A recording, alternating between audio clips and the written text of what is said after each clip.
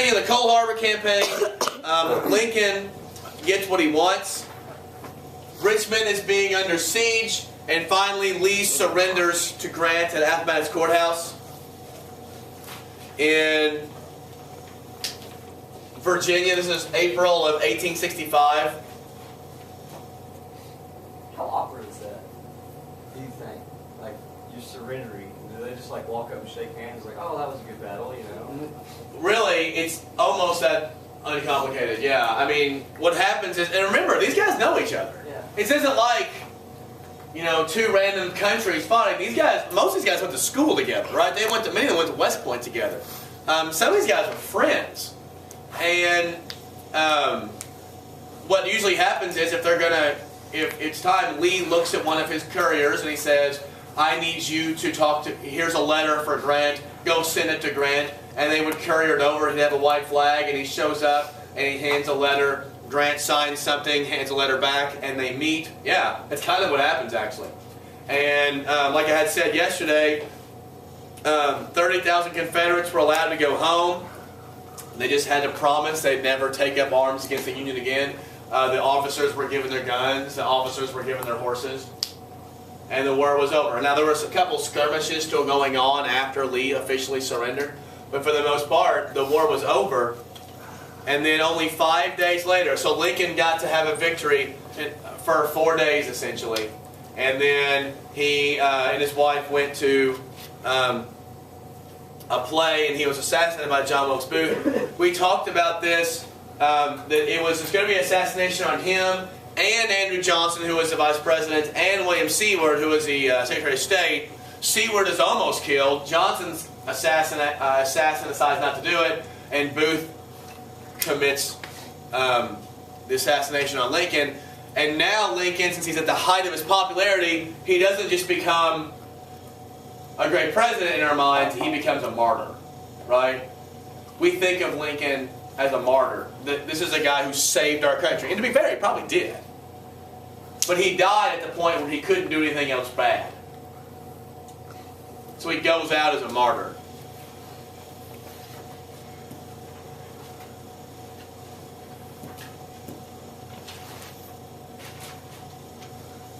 Why is the assassination bad for the South, do you think?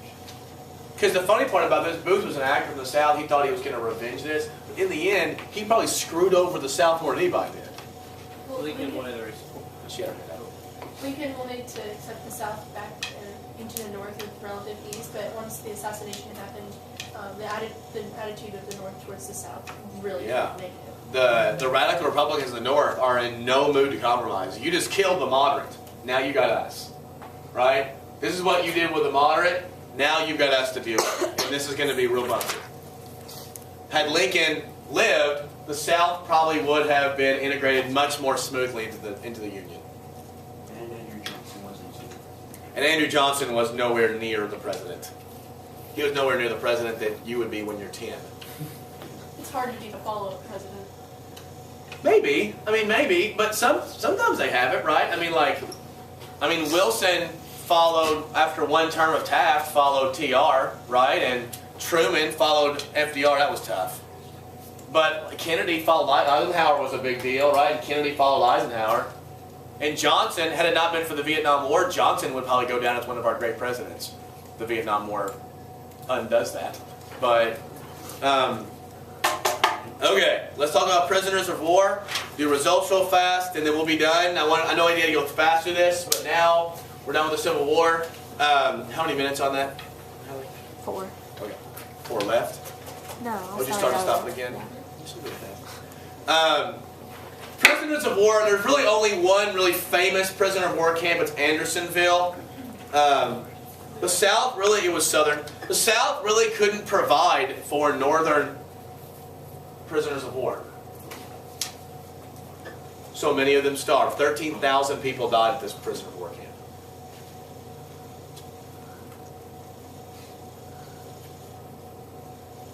Prisoners of war are oftentimes one of the types of people we kind of forget about during wars, right? Prisoners of war oftentimes have stayed in prison for a long time, even after the war is over. Who is our most famous prisoner of war in America today? By far. John McCain, right? John McCain was a prisoner of war for 5 years. John McCain is a bona fide American hero. Do you know why he was a prisoner, how he stayed prisoner of war so long? He was a naval airman. He was a naval pilot, right? In fact, I think his son is the 4th generation of McCain to go to the Naval Academy. He was shot down over Hanoi and put in a prison camp. Well, his dad was an admiral, right? So he and some of his squadron were shot down, and he was in what's called the Hanoi Hilton, right? And they beat him. In fact, he was up on a rack like this. His arms, that's why if you see him, he can't lift his arms above his shoulders because his arms were up like this. They've been broken so many times that he couldn't actually lift his hands. When the Viet Cong found out who they had, they were going to release him, and McCain would not be released without his men. So McCain voluntarily stayed a prisoner of war for several more years until his men were also released. He's pretty BA. And he literally is like a bona fide American war hero. And he talked about trying to forgive the people who tortured him, being really hard. He went back a few years ago and actually went back to the place where he was tortured. But he was regularly beaten. His face was beaten, his arms were beaten, his shoulders. Leonard, he can't put his arms up here anymore because, like, you know what a rack is? Like, you get, like, held up like this, and your feet are dangling, you know? And you're like this for a long... have you ever, like, held on to... We do this in bike sometimes, right? You hold on to the pull-up bar, and it's hard to do it past a minute, right? So what happens if your arms are like this? They just break right here, right? And you get beaten and tortured, and your feet are dangling, and that's what happened to McCain. And he survived, but a lot of people didn't survive. And sometimes we forget about prisoners of war, and these are some of the people who died. And sometimes when they die brutally, right? What I mean is they die of just starvation. They don't get shot in the head and die instantly, right? They die of starvation. They look like Holocaust survivors so that they did die. So there's that. Let's talk about the results and the costs of the war. Some basic stuff. This is a ridiculous statistic I'm going to give you. 2% of our entire country's population died in battle. That's an absurd total. Very, very high. Over 600,000 people died, over 1 million casualties, and then we don't even know how many civilian casualties died. That's been in class. Sarah.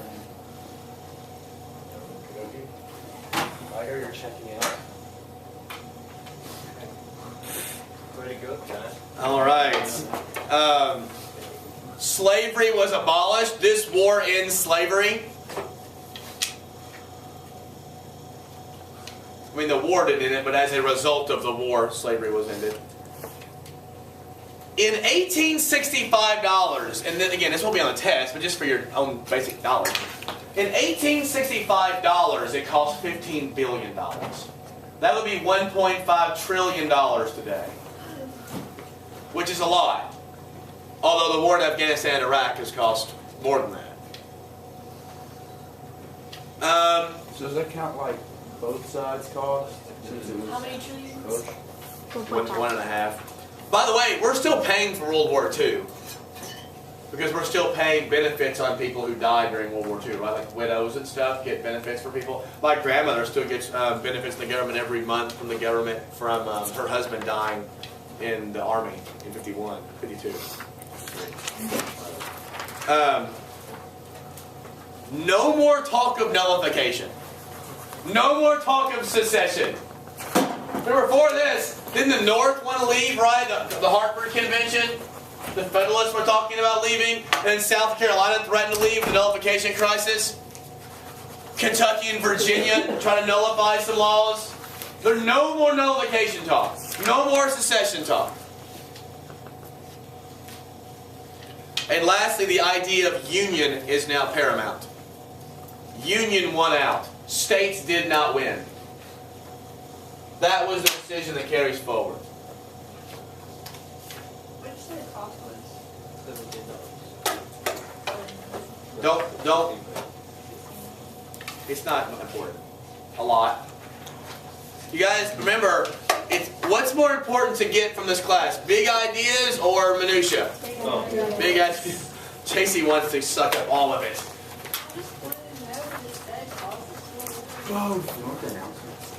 Do what?